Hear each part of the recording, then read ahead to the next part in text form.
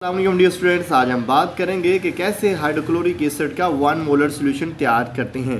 तो बच्चों, आपको सबसे पहले ये पता होना चाहिए जो हमारे पास हाइड्रोक्लोरिक एसिड है ये है लिक्विड फॉर्म में। किसमें है?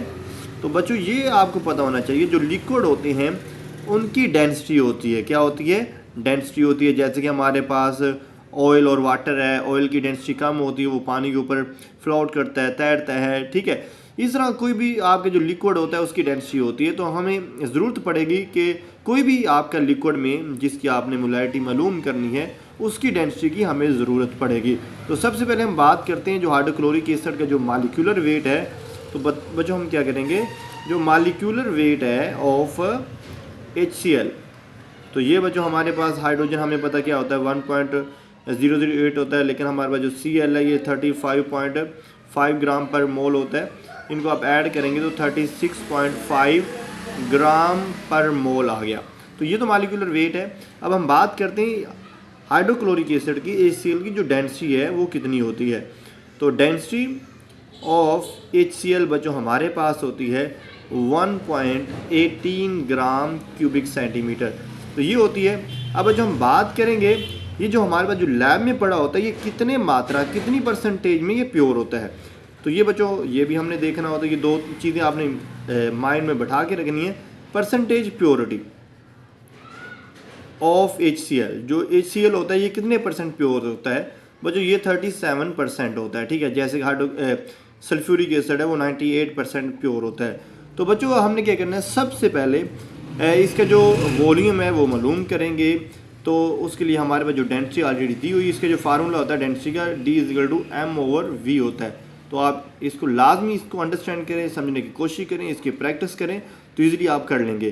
तो हमने वॉल्यूम निकालना है। वॉल्यूम इधर डिवाइड हो रहा है, इधर आके मल्टीप्लाई हो जाएगा, तो v इधर आ गया और d आपका इधर आ जाएगा, चेंज हो जाएगा, ठीक है। तो ये बच्चों हमारे पास है। हमें पता है बच्चों जो वॉल्यूम है वो तो हमने मालूम करना है। जो इसका जो मैस है वो कितना दिया गया है, मॉलिक्यूलर वेट वो 36.5 ग्राम पर मोल दिया गया, और जो इसकी डेंसिटी है वो 1.18 ग्राम क्यूबिक सेंटीमीटर है। तो बच्चों आप ध्यान से देखना है, जब आप इसको कैलकुलेट करेंगे तो आपके पास आ जाएगा 30.9 ग्राम पर मोल। कितना आ जाएगा? 30.9 ग्राम। सॉरी, जो वॉल्यूम है ये हमेशा ml के अंदर होता है, ठीक है। इसको आपने ऐसे बैठा के रखना है, ठीक है। अब बच्चों हमारे पास वॉल्यूम आ गया, तो कह रहे हैं इतना जो वॉल्यूम है इसके अंदर ये जो वॉल्यूम हमारे पास है जो HCl हमने इतना ले लिया है। लेट सोदा आपने इसके अंदर ये जो आपके पास एक कोई फ्लास्क है, ठीक है, उसके अंदर आपने इतना ले लिया है 30.9 ml HCl। तो इसका मतलब इस HCl के अंदर हमारे पास जो प्योर जो असल जो HCl है वो कितना है, वो 37% है। अगर 100 ml है तो उसमें 37 ml जो हमारे पास है वो हाइड्रोक्लोरिक एसिड है, ठीक है ना। तो अब हम बात करेंगे 1 मोलर HCl, तो ये कितने परसेंट प्योर होता है? ये 37% प्योर होता है। तो कितने में ये हमने कितना निकाला है? 30.9 ml में बच्चों ये 37% प्योर है। अब सिंपल जो मैथ की जो कैलकुलेशन वो ये है, 1 मोलर HCl एज इट है, ये 37 मल्टीप्लाई हो रहा है, उधर जाके डिवाइड हो जाएगा। 30.9 है तो ये बच्चों उधर जाके डिवाइड हो जाएगा। अब बच्चों याद रखना है जो परसेंटेज होती है ना, जब आपने परसेंटेज को ख़त्म करना होता है तो आप उसको 100 से डिवाइड करते हैं, ठीक है। तो 30.9 ओवर 37 जब परसेंटेज को ख़त्म करेंगे तो 100 से डिवाइड करेंगे। अब बच्चों जो मैथ का असूल वो हमें ये कहता है, अगर बटे का बटा हो, तकसीम का तकसीम हो जाए तो वो रकम ऊपर जाके मल्टीप्लाई हो जाती है। तो क्या हो जाएगा? 30.9 मल्टीप्लाई 100 ओवर 37। तो बच्चों जब आप 30.9 को 100 से मल्टीप्लाई करेंगे और उसको आगे आप 37 से डिवाइड कर देंगे तो आपके पास 83 ml आ जाएगा, ठीक है। तो ये बच्चों हमारे पास आ गया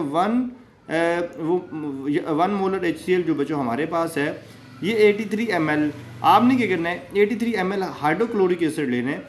इसको आपने बच्चों 1000 ml डिस्टिल्ड वाटर में आपने इसको डिज़ोल्व कर देना है, तो आपके पास 1 मोलर सॉल्यूशन तैयार हो जाएगा, ठीक है ना।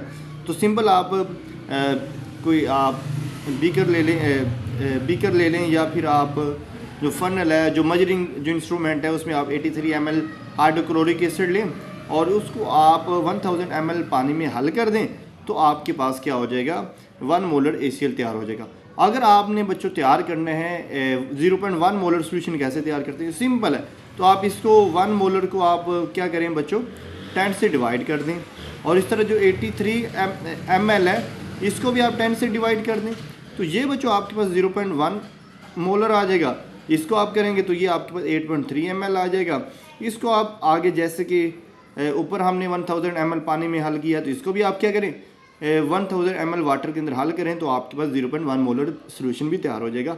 आई होप सो कि बच्चों आपको ये अंडरस्टैंड हो चुके हैं, आपने अंडरस्टैंड करने की कोशिश की है तो इस वजह से आपको ये समझ भी आ गया।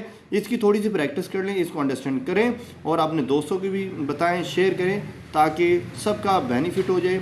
और चैनल को लाइक भी कर लें, सब्सक्राइब भी कर लें ताकि नेक्स्ट और भी इस तरह की वीडियो आपको मिलती रहे।